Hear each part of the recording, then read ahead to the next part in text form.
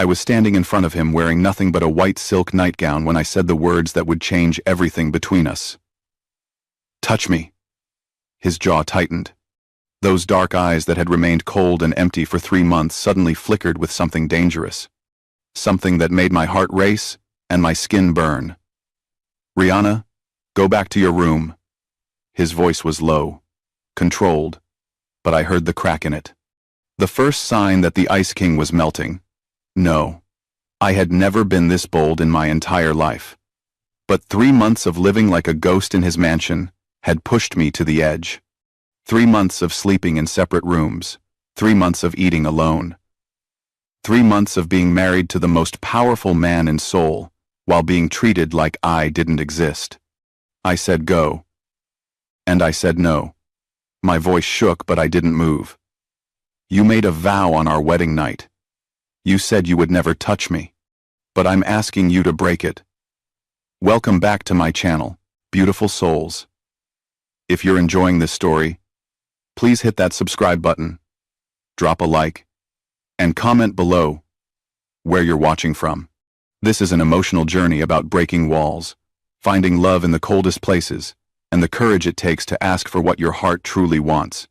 If you're new here, subscribe and stay with me till the end, because this story is going to take you on a ride. Now let's continue. 3 months earlier, my father had made the worst mistake of his life. He borrowed money from the Korean Mafia to save his failing business. When he couldn't pay it back, they came for collateral. They came for me. I remember the day Junseo walked into our small apartment in Itaewon. He wore a black suit that probably cost more than our entire year's rent. His presence filled the room like smoke, suffocating and impossible to ignore. My father was on his knees, begging. I had never seen him so broken. "Please, give me more time. I'll get your money." Junseo didn't even look at him. He was looking at me. Those coal black eyes studied me like I was a problem he needed to solve. "Your daughter," he said simply. "I'll take her as payment." My mother screamed. My father cried.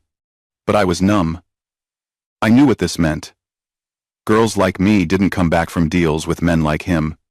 "You'll marry me." End quote. Junseo continued, his voice empty of emotion. "Your father's debt will be cleared. You'll live in my home.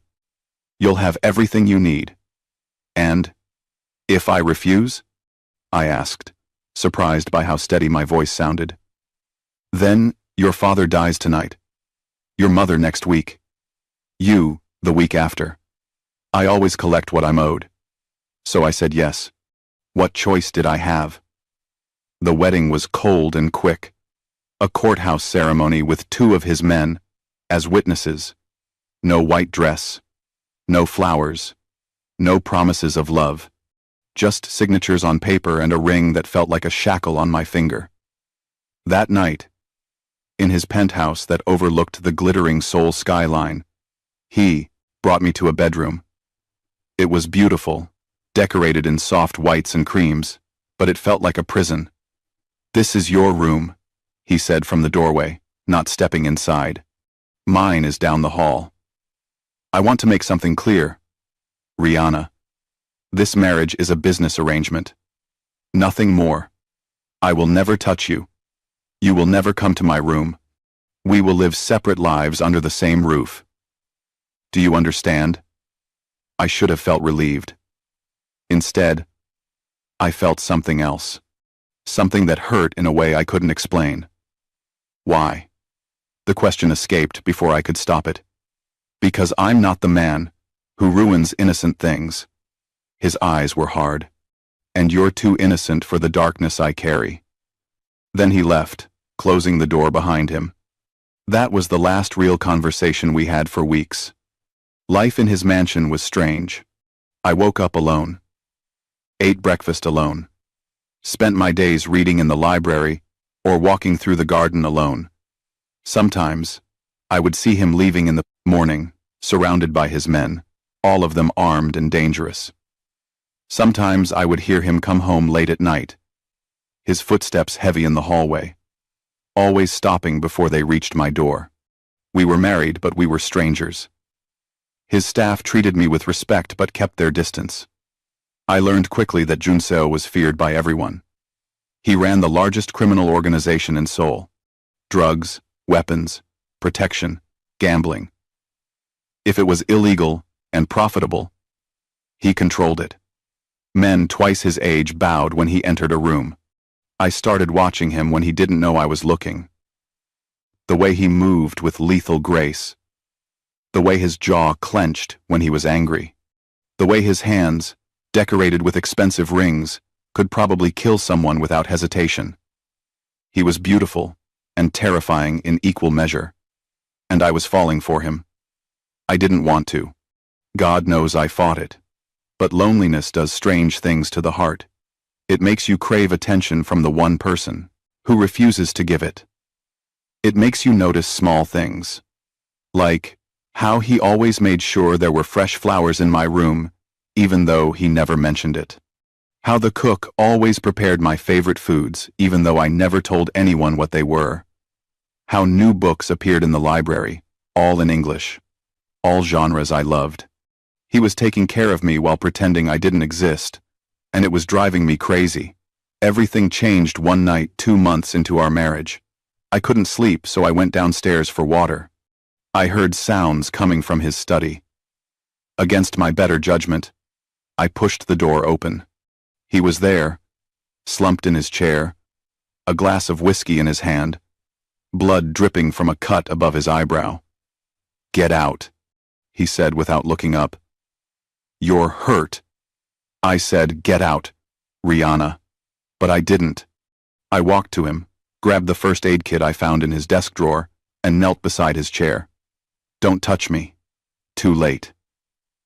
I cleaned the wound as gently as I could.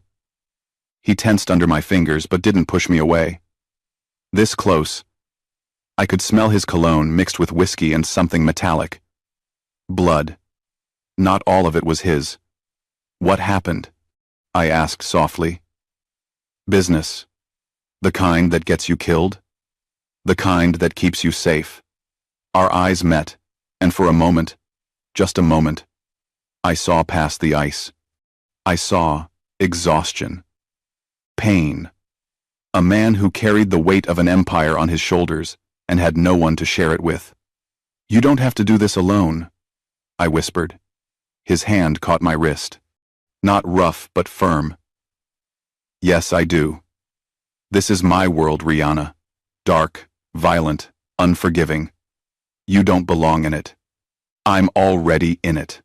I'm your wife, on paper only." He released my wrist and stood, putting distance between us. "Go back to your room. Forget what you saw here." But I couldn't forget. That night changed something in me. I stopped accepting the silence. I started leaving my door open. I started eating dinner in the main dining room, instead of my room, even though he never joined me.